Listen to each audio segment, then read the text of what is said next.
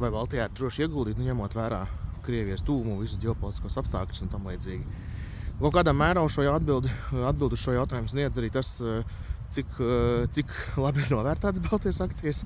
Tas, ka ārvalstu investori īpaši nesteidz uz Baltijas akcijām skriet, atskaitot Norvēģijas naftas fondu, tie, protams, visu kaut kur iegulda, tie arī šeit iegulda. Bet tur jau tā atbilde arī slēpjās šajās te valuācijās un kaut kāda riska prēmija par to ir. Bet kopumā droši vien, ka visa sabiedrība kopumā pieņem to, ka risks kaut kāds viņš ir. Tā arī dzīvo. Tāda arī ir tā atbilde, vai ne?